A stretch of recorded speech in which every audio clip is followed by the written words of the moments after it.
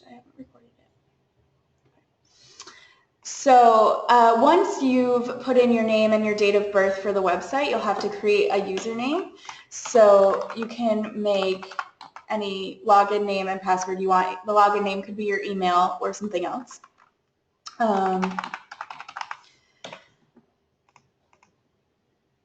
And then once you've created that, you'll be able to log in with those details. So let's give it a shot. Okay, so then once you've logged in, you'll be able to see your sort of home portal on our website. Once you've logged in for courses, you'll be able to see your courses here, and you'll also be able to see your details here, including your username and password in case you've forgotten them. If you lose track of your username and password, you can just send me an email and I can get those for you. For now, the most important part of our website is this Spring Students 2017 page, because this is where you're going to find all of your pre-departure information. So that includes this visa sample application form, which I'll go through in a bit later. And it also details some other things, including a link to the calendar and information about course registration. Some of the things on this page aren't relevant for you guys, like the pre-departure guide, which is meant for all of the students, so it has information about housing in there, which isn't for you. And also the health form you don't need to worry about, or the housing application. So just stick to the pre-departure guide that I sent you, and hopefully that'll avoid any confusion. The other things that are important on your website are this course schedule page. For right now, you won't see any courses, but within the next, hopefully, 2 weeks, you'll see the full course list of all the courses we'll be offering in the spring semester, as well as the schedules. So you'll be able to start planning your schedules. For now, you can see a list of courses that we usually offer by going to Program Overview and then Courses. And scroll to the bottom of the page, you can see these are a sample list of courses that we have. So these are not courses that are definitely being offered in the spring semester, but they're ones that you can look at to see what we've offered in the past or what we're currently offering. And I'll be sending you an email when this course schedule, your course schedule, is available on the website. The other thing that will be important for you is this trips and activities page. So right now, the trips and activities that you can see here are for the current fall semester, but it'll give you an idea of the types of things that we offer. After the end of the fall semester, so after December 17th, you'll see a list of optional trips and activities for you. So you won't be able to register for these until you get to Prague, but this way you'll be able to plan your weekends around what ECES is offering in terms of optional activities.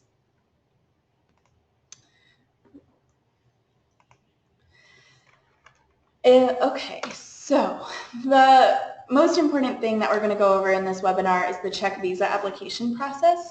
So I'm going to go through each of the documents that you need step by step, so you can fill out your application alongside me, or you can just refer back to this video later, so that way you can sort of compile everything correctly in an effort to get it done right the first time. Always better. So the first thing is the visa application form, and this is where that sample visa application will come in. So on our website, under Spring Students, you'll click on Visa Application Sample Form. And so this will give you most of the information that you need to put into your application. So for number 1, you'll put in your last name, and you should be writing in blue or black ink in all block letters as clearly as possible. That's really important. For number 2, you'll put in your last name if it was different at birth. So if you've changed your last name, you'll put in your original. If not, you leave it blank. For number 3, you'll put in your first name, and also your middle name, and this should be the same way that it appears in your passport. So one of the things about Czech culture is that most Czech people don't have middle names. So on Czech forms, you'll see that you'll have to include your middle names as if they were your first names. So just to sort of clarify that, you won't often see spaces for middle names on these forms. If your middle name does not appear in your passport, you should leave it out because this should match your passport exactly. Number 4 is your date of birth, and remember that you should put it in day, month, year format. all dates that you write on any form for the university should be in day, month, year format. Your place of birth will be the city and state, and the state should be spelled out. It shouldn't be abbreviated. And then your country of birth, if it's the US, which I think for most of you it is, you'll put USA. For number 6, as long as you were always an American citizen, you'll put USA. And for current nationalities, you'll likely also put USA. If you have a different nationality now than you had when you were born, just drop me an email and I can get you the country code for that country. For number 8, you'll just tick the appropriate box, and same for number 9. For number 10, you'll put your father's last name and then your father's first name. And for 11, you'll put your mother's current last name, not her maiden name, but the current name, and her first name. For number 12, this is the type of document that you have. So for most of you, I imagine it will be an ordinary passport. If you have another kind of passport, you will probably know about it already. But if you have any questions about that, you can ask. Probably your parents would be the best people. But if it's an ordinary passport, just tick ordinary. And then for number 13, you'll put in your passport number. As long as it's a US passport, you'll put in USA for number 14. And then the date of issue and the valid until date can also be found in your passport. And again, this has to be in day, month, year format. For number 17, this will likely be blank for most of you. If you have a question about it, feel free to ask if you think that it might not be. For number 18, your current occupation for the purposes of this application has to be student. Even if you have another full-time or part-time job, you have to write student in this box. And then for number 19, you'll put the name of your home university and also the address. So if your address doesn't fit into the boxes, you can do what I've done here and take away some of the spaces. When you put in the telephone number, remember to put in the +1 if it's a US number, because that's the country code, and then you can just put in the rest of the digits. For number 20, you can copy this address exactly. So it's Charles University and then Faculty of Arts, but you'll have to put the comma in between university and faculty because we don't fit in the boxes, and this is the way that the Ministry of the Interior has asked for us to list it. In number 21, this is our address, so it's actually the address of the main building where some of your classes will be, and you can copy all of these details in 21 exactly as they are. As long as you've never stayed in the Czech Republic for longer than 3 months at one time before, you can leave number 22 blank. Number 23 will be your address here. So for most of you, actually, it will not be this information. I guess Micah or somebody from AIFS has sent you the address of the dorm, so you'll put in your dorm address there, but we can follow up too with an email of what exactly that address is. And the postal address is the same? Yeah. Yeah, so for number 24, you'll leave that blank if you're living at the dorm through AIFS, because your postal address will be the same. For number 25, this number has to be 111, so just as it's written here. Even if you plan to come before the program starts or leave after it ends, it has to be for 111 days, which is the length of the program. Any other time that you spend in the Schengen area will actually be covered by your tourist visa that you get automatically as an American citizen, but it cannot be included in your student visa. Number 26, you can leave blank unless you've had another visa for the Czech Republic. For number 27, so long as you've not had any other visas for the Schengen zone, which is the border-free zone in Europe, then you can leave this blank. Number 28, for your purpose of stay, it will be study for all of you. And then number 29 and 30 will be the dates of the program, which is January 30th through May 20th. And again, this has to be exactly the same as it's written here, even if you plan to travel before or stay after.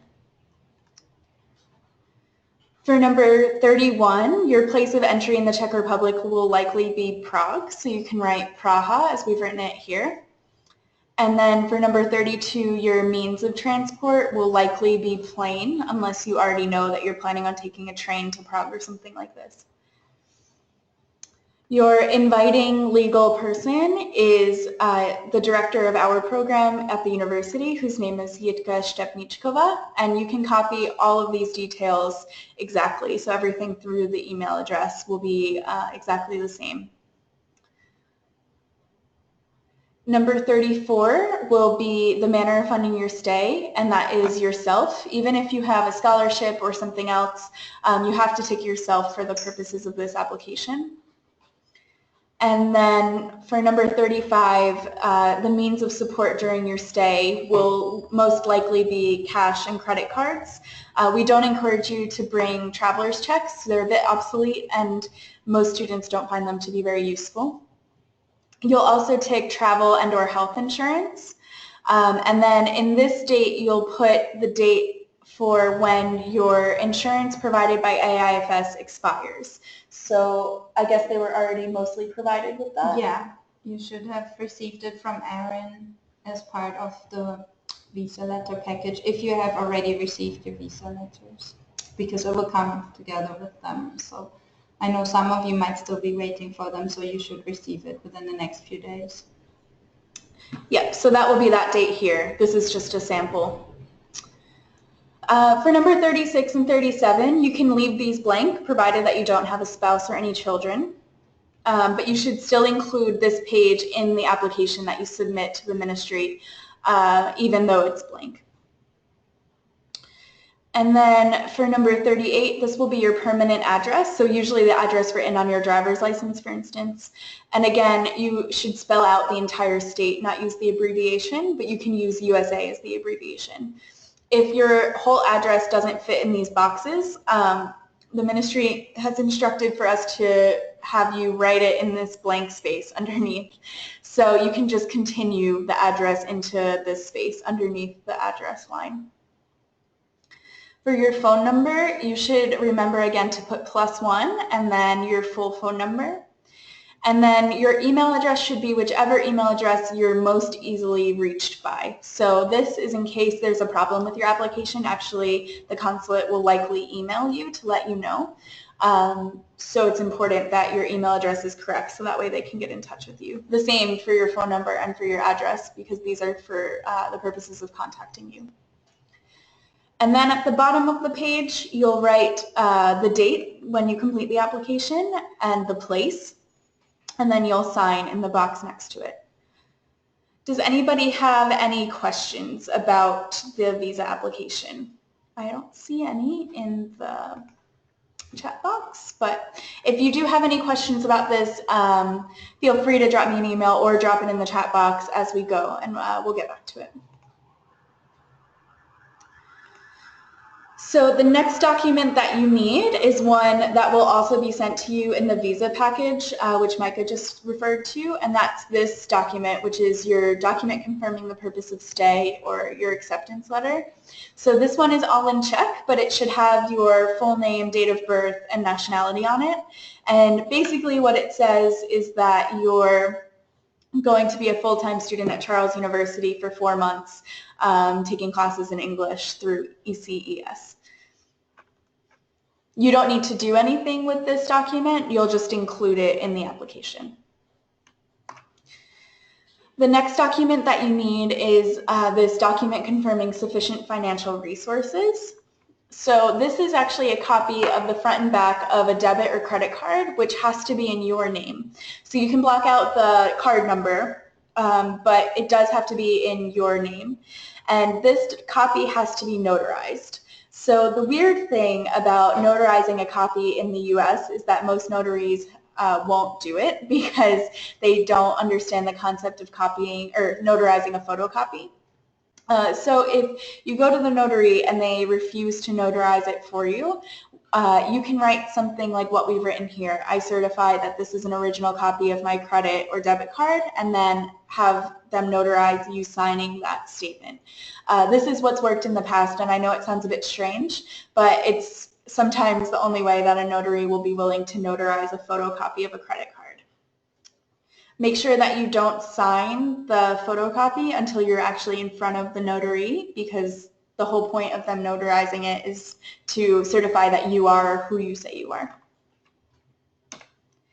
And going along with that, you'll also need a bank account statement, which has to be issued by your bank. You can do an online statement or one printed from the bank directly, but the account has to be in your name, and it has to be attached to the card that you submit to, in the last slide. So the other thing is that the account has to show a minimum balance of around 3,000 US dollars. We recommend that you put a little bit more in the account just to be safe because of exchange rates, but we've had students have issues with having balances less than 3,000, so this is the current number. This document does not have to be notarized, but like I said, it does have to be connected to the credit card that you're submitting in the previous document, and it needs to have your name on it. The next document is this, which will also be sent to you by Erin at AIFS, and this is the document proving your accommodation at the dormitory. And then you'll need this, the criminal history background affidavit. So this is a form which we've linked to in the pre-departure guide, so you can actually go through the visa instructions in the guide and print this out. But you'll need to fill in the top section, and then this will also need to be notarized. So you shouldn't sign the bottom until you're in front of the notary. So that's the end of the visa documents that you need. You'll also have to include the insurance certificate that Erin will send to you with your visa documents. You'll need, if you are planning to have your passport mailed back to you after the visa has been approved, you'll have to include a prepaid envelope, self-addressed envelope with USPS Express Mail, and it should have a tracking number. So the way that you submit your application is you can either drop it off at the appropriate consulate, and that's based on where you live. So for instance, if you live in the Northeast, New York, Connecticut, you'll be applying at the New York consulate. We have a list in the pre-departure guide of all of the, let's see if it comes up, all of the states and where those states are meant to apply. So it's on this page 4, and you can see where you're meant to apply. But in any case, if you can't bring the passport and application to the consulate by yourself, you can mail it in. Make sure that you have a tracking number on the envelope you send it in as well, because you'll have to be sending your original passport. And then after your visa has been approved, they will send you your passport back in the envelope that you provide to them. So that's why it's really important that both envelopes have a tracking number. You should also make a photocopy of every single document that you submit. And actually, I recommend that you make 2 photocopies, one for yourself and one set of copies to include with your application. So they require the photocopy as part of the application, but with important documents like these, you should definitely always keep a copy for yourself as well. You'll also need to submit 2 passport photos with the application, so that's something you could go to CVS, for example, and get taken, and the measurements that you need are in the pre-departure guide as well, so you can see the exact dimensions. And I actually recommend that you get maybe 1 or 2 other passport photos taken just to bring with you to Prague. It's always useful to have these things just in case you need them, and they're not very expensive since you're getting them done anyway. And can you think of anything else? No, but I know that you had already to, like, you have to submit the passport photo to the AIFS portal, so we also have some extra copies if you need them in files. I think you could, no, I don't know. It's not, you possibly have to get a more official one for the visa application. So it depends on what you've uploaded to the portal. Yeah. And also keep in mind that during the visa application processing time, the consulate will be holding your passport, so you won't be able to travel internationally during this application period. The application processing time can take up to 60 days, so sometimes it's less, but sometimes it really does take that full amount of time. So if try not to schedule any international travels between whenever you apply and 60 days from then. But keep in mind that you also need to apply before 60 days before the start of the program. So I recommend that you submit your application like the end of this week if you can, if you have all of your documents together. But the absolute latest that you should submit it is the last week in November. If you submit it after that, nobody can guarantee that you will have your visa before the start of the program and before you're meant to leave for Prague. And unfortunately, there's nothing that we can really do on behalf of the university to expedite the process. There's no expedition services, nothing that truly can be done. So if you submit after the end of November in December, then you're running that risk. If for some reason you need your passport back, like if you're traveling internationally over Christmas or something like this, you can pick it up from the consulate and then return it to them when you get back, or you can ask them to send it to you and then you can send it back to them. But the safest way and the best way is just to be able to leave it with them for the full processing time. And Riley just asked if we should have to... So one of the photos that you have to submit is the one that gets attached to the application form. I recommend attaching it with a paper clip rather than gluing it, just sort of to be safe, and they'll take care of the rest. And then the other one you'll submit sort of just separately with the application.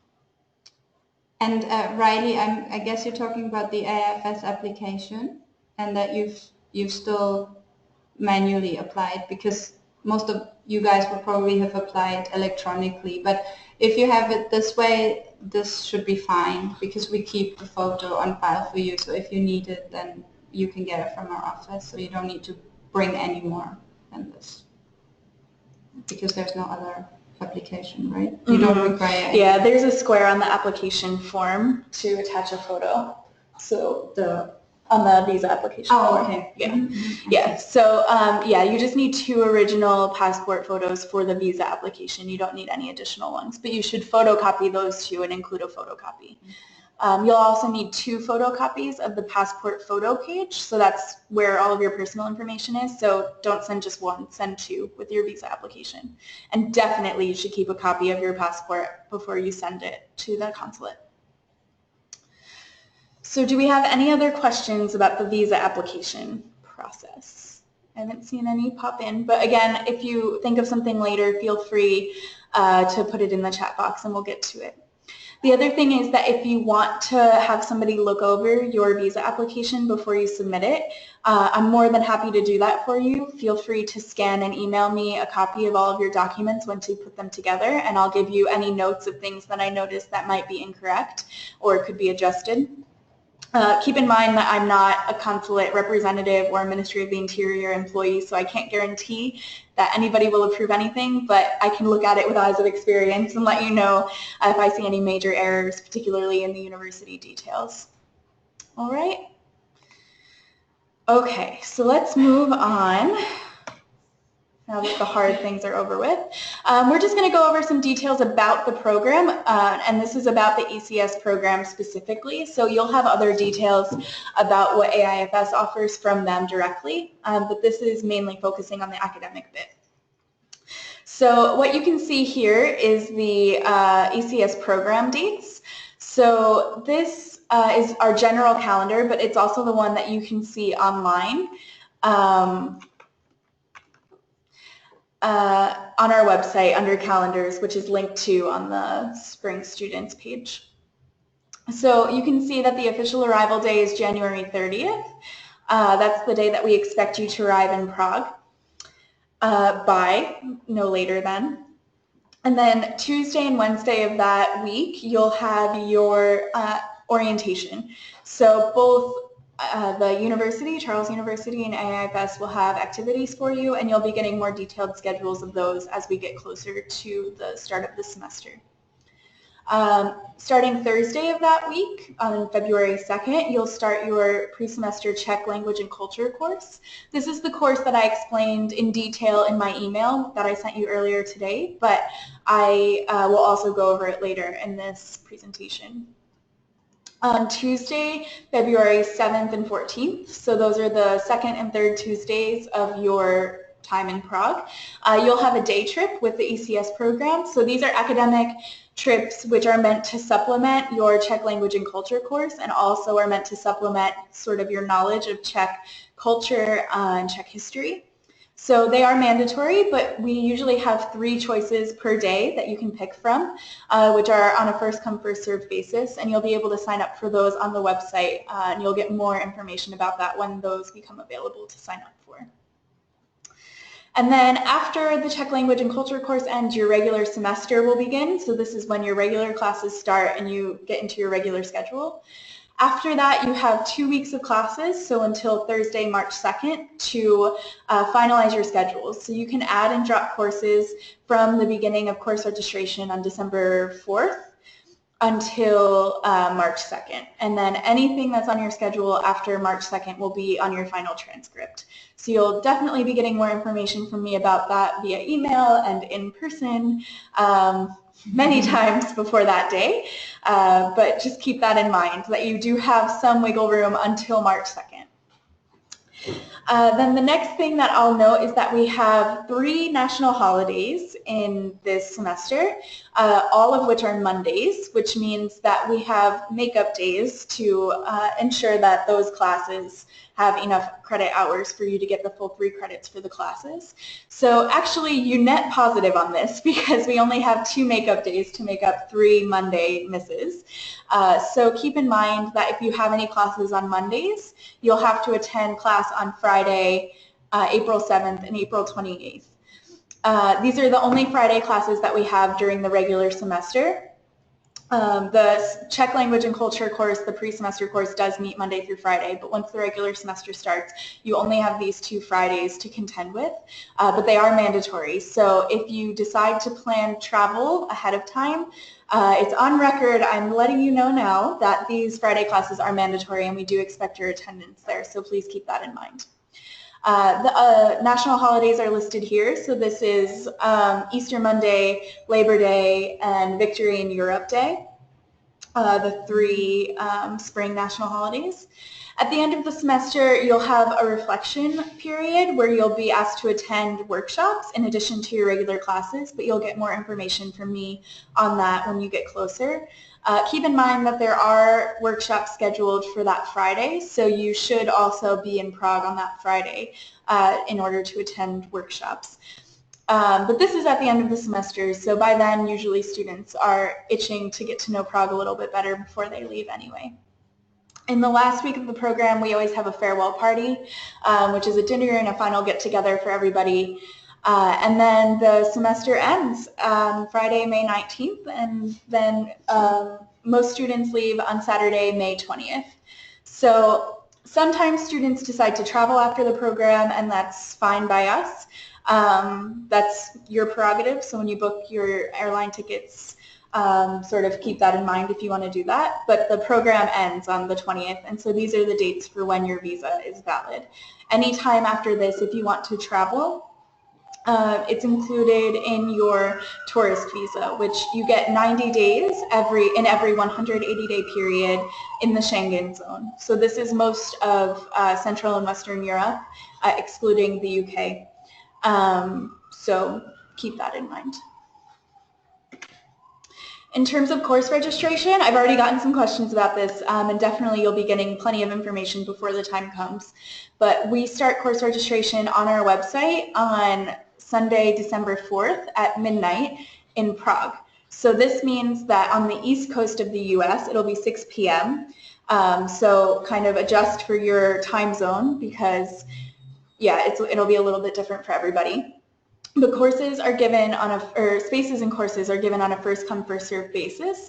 So if there are specific courses that you really need for your degree program at home, I really encourage you to be online at exactly 6 p.m., for example, in the East Coast.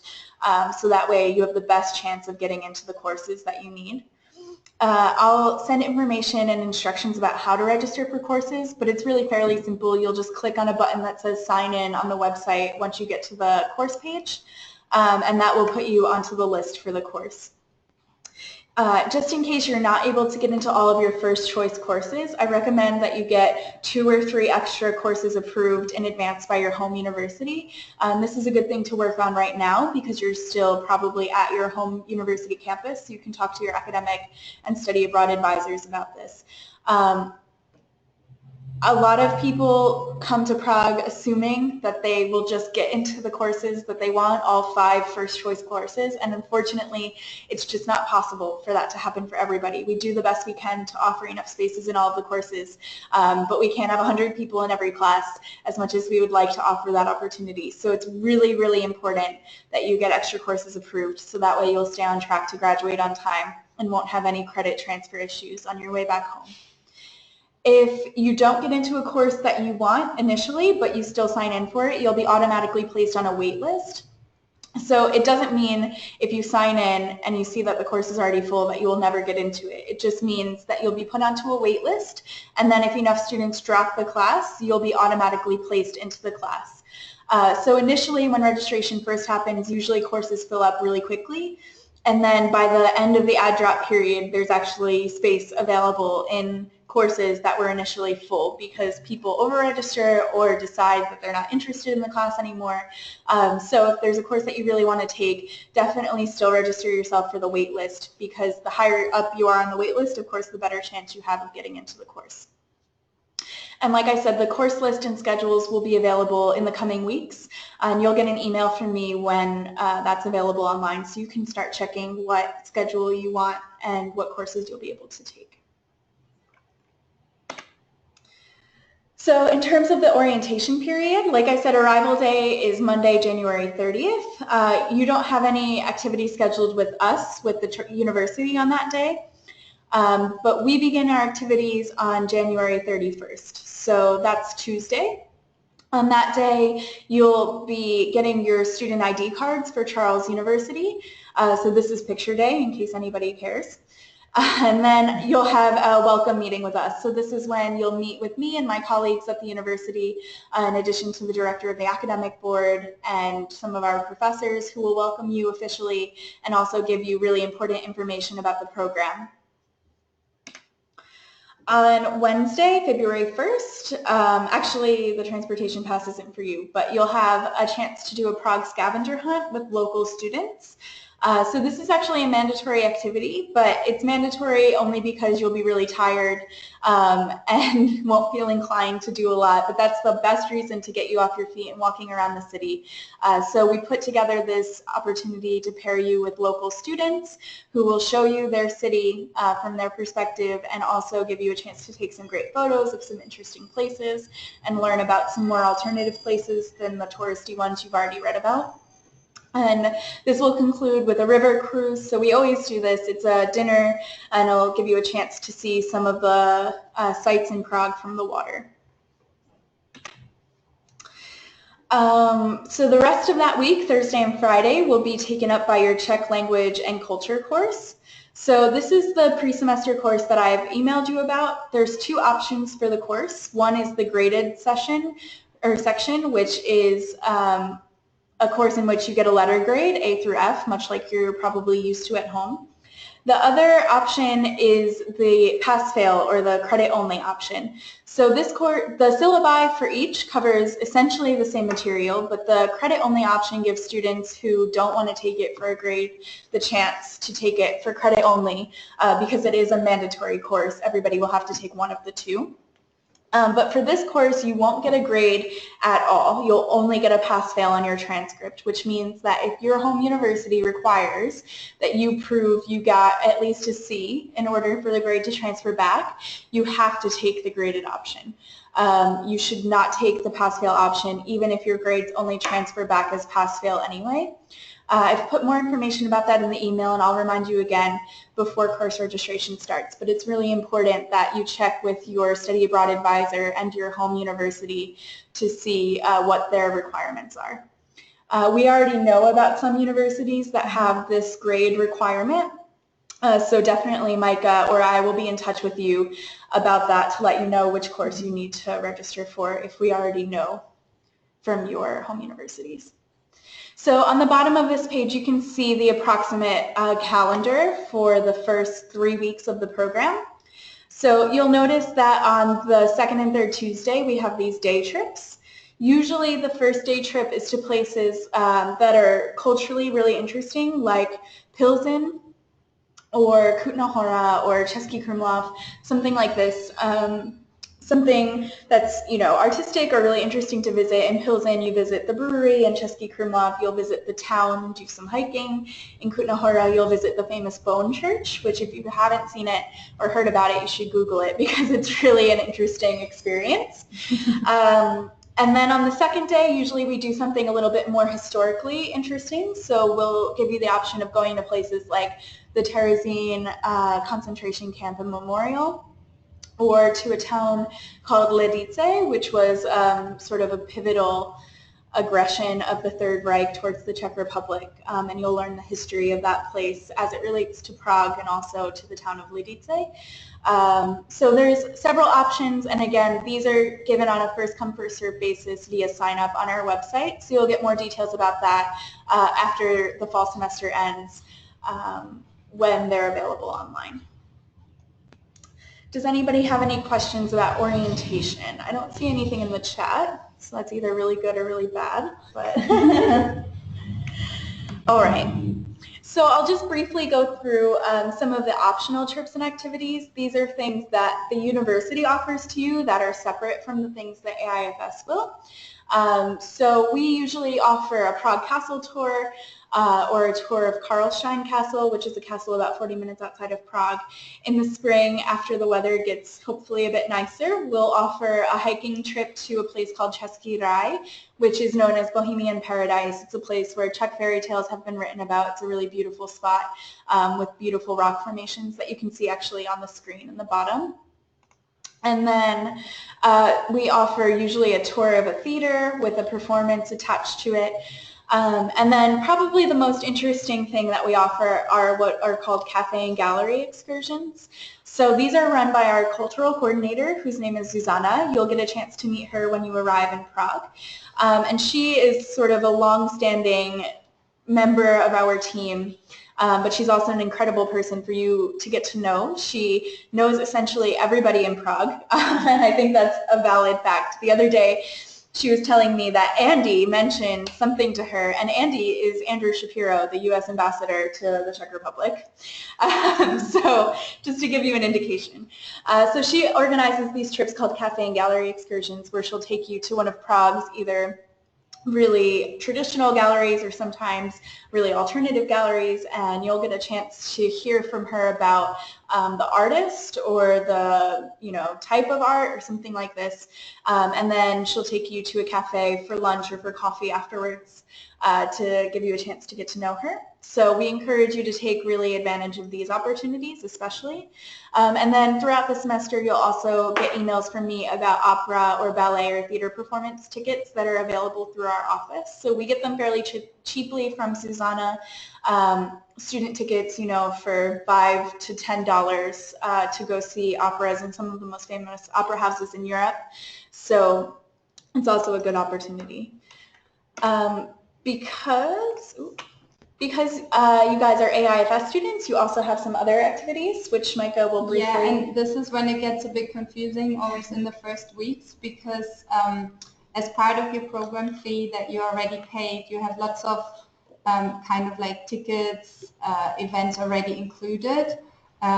We always try to kind of like are aware that, ECES is also offering certain things, so we try to offer different things, but when it comes to operas and ballets, often they're kind of like, crossovers. So you can check with us if we offer anything, because then you would get the ticket for free. But we try to offer other things so that you can have a chance to kind of like do some activities through ECES as well. The advantage of it being also that you mingle with the other students, and of course we don't have this Susanna, so I would recommend you do the cafe and gallery outings as well. But here there are just a few kind of like things that we offer.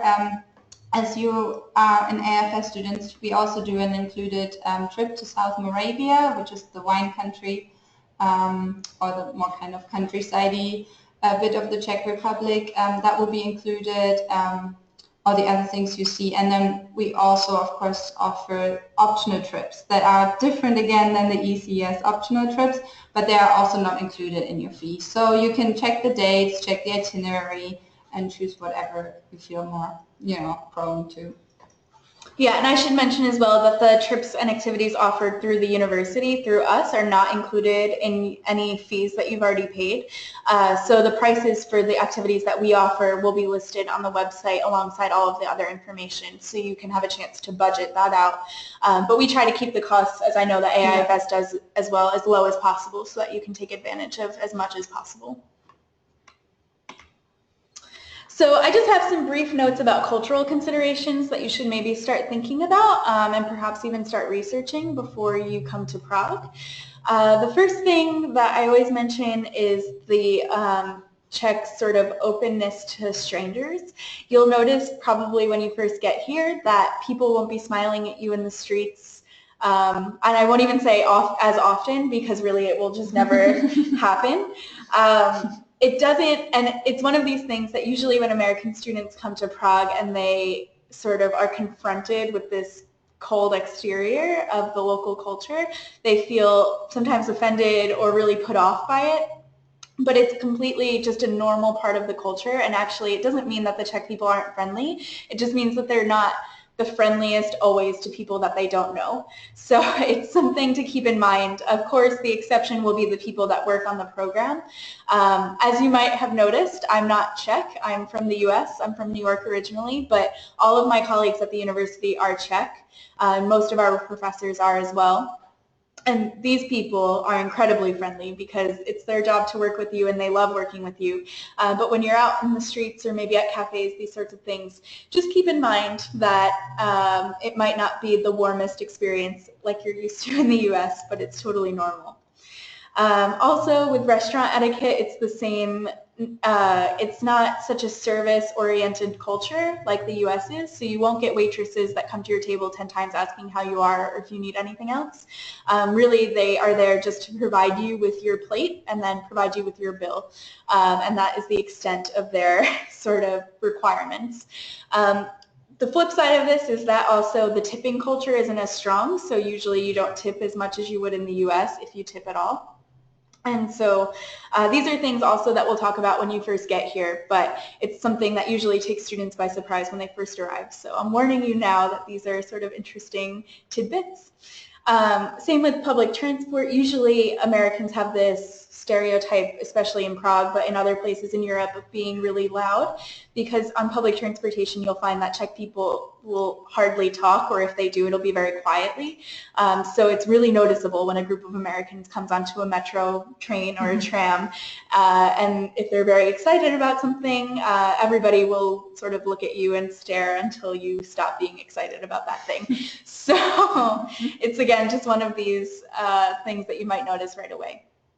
In terms of classroom etiquette, this one is really important for us on the academic side of the program.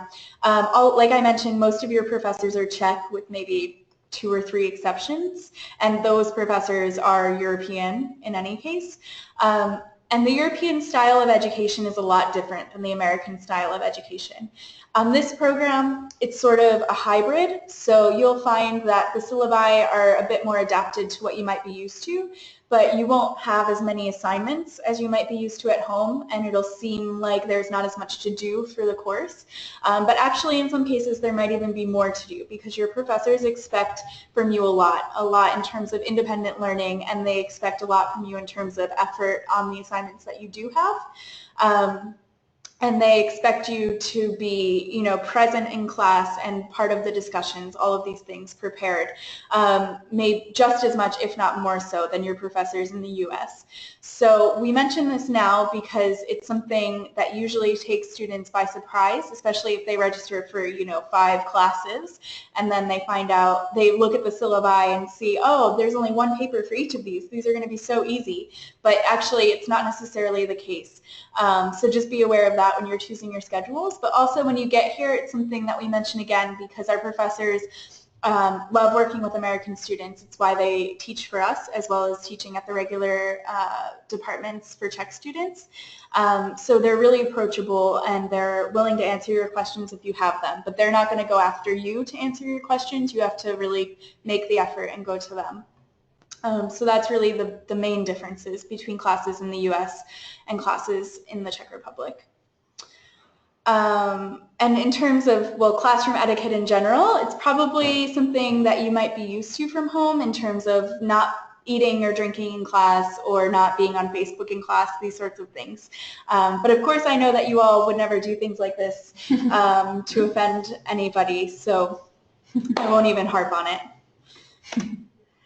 In terms of practical considerations, one of the most important things that you should do is to call your credit card company and your bank for any cards that you might be using while you're abroad to let them know that you'll be traveling, and traveling not only to the Czech Republic, but also if you're planning on traveling to any other countries while you're studying abroad, you should let them know that you'll be there as well. This is important because sometimes banks and credit card companies in the US will flag foreign purchases as potentially fraudulent, and they'll lock your card so that you can't use it until they've properly investigated, or in some cases just ignore that they think it's fraudulent and never contact you until you go to use your card and find out that it's been blocked.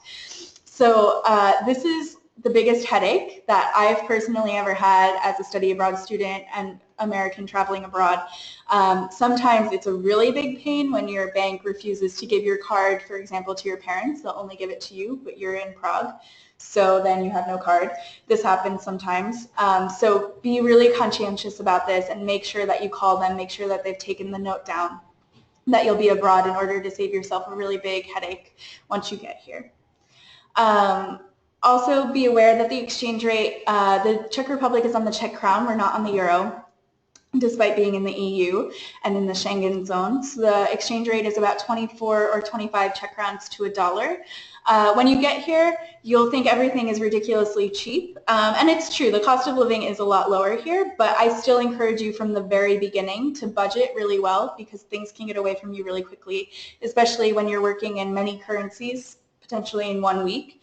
If you're traveling to Europe or to other countries like Poland, which uses a whole different currency, these sorts of things. Another important note is to buy a European style adapter for your electronics. So this is something that will change the shape of your plug to the European shape, which are two small round pegs. So I encourage you to get a couple of these. It's something you can buy from Amazon or Radio Shack or Walmart or Target or Best Buy. Almost all places that carry electronics carry adapters for traveling.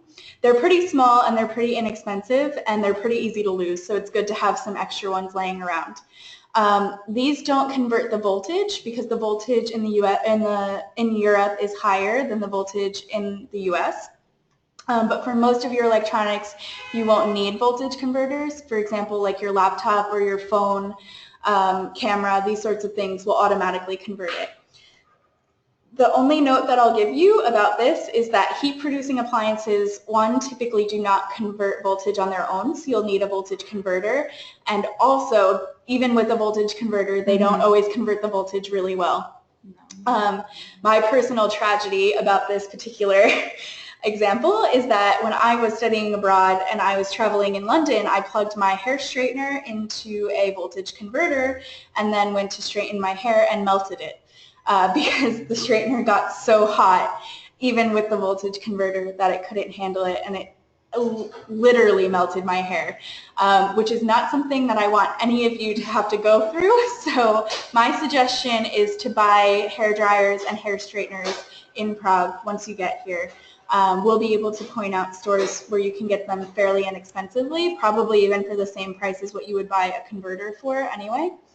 And this way you won't run the risk of starting fires in the dorms or melting your hair. And then also be aware that the plug shape in Europe is different than the plug shape in the UK. So if you're going to London before the program, for example, on the group trip, or if you plan to go to the UK sometime on your own, you should also buy 1 or 2 adapters for your phone and laptop and these sorts of things with the UK shape. I really encourage you to buy these things before you come to Prague because it's kind of difficult to find US to Europe or especially US to UK adapters in Prague because most people don't need them. They need it the other way around. And it's much simpler to just order them on Amazon and have them delivered to you or stop at Walmart and pick them up than to spend 2 hours getting lost in Prague trying to find them. So just keep that in mind before you come when you're packing. The other thing I'll mention is that now you can start learning Czech. It might sound kind of like a lofty goal to learn Czech before you get to Prague, and I agree. I'm not a native Czech speaker and I'm still in the process of learning myself, and it is a tough language, but knowing the basics before you get here will be really, really helpful for you. There's an app called Memrise that you can download which offers lessons in English for the Czech language. And if you pay, I think it's a really small fee for the app, like the pro version, you can also use it offline. So if you're traveling, you can use it. Otherwise, you can use it on Wi-Fi or data. And it's a really useful app to have just to at least get a feel for how the language looks and sounds before you get here. And the last note that I have is to consider getting an ISIC card. This is an International Student Identity Card, and it's something that Charles University recommends that students get. Like I mentioned, you'll get a Charles University Student ID card once you arrive, but this isn't the same as an ISIC card. ISIC cards give you discounts in a wider variety of places and places outside of the Czech Republic that your Charles University ID might not give you access to. I think it costs about $25, something like this, and it's something that you have to buy before you come to Prague. I think it takes about 3 weeks to do it by mail, so you can buy it now and just have it. And you can also look on their website to see where you would get discounts if you had the card, so you can determine if it's worth spending the money on it, you know, if you'll save more than you've spent, sort of thing. And they might also sell it in some travel offices in the US, like STA Travel and stuff. If you have one nearby or on campus, then you don't need to order it. The website actually lists like the in-person locations that you can buy them, but they're a bit limited. So if you don't live in an area with a store, you can do it online. Okay, and we're done. Does anybody have any other questions? Looking in the chat box and I don't see any. So like I said, if you come up with any other questions between now and when you register for classes, now and when you leave for Prague, both Micah and I are available via email to answer those for you. We're more than happy to help with that.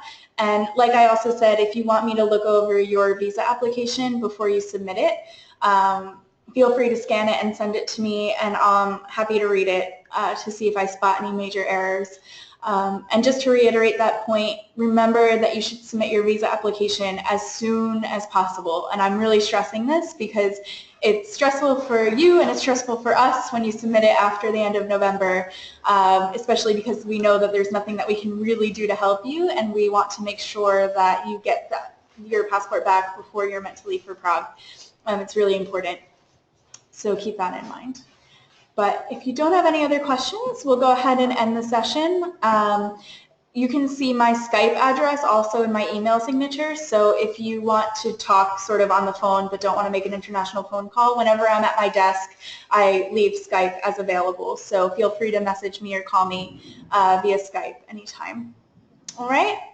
So thank you all for coming, and I hope that you have a good day. Bye.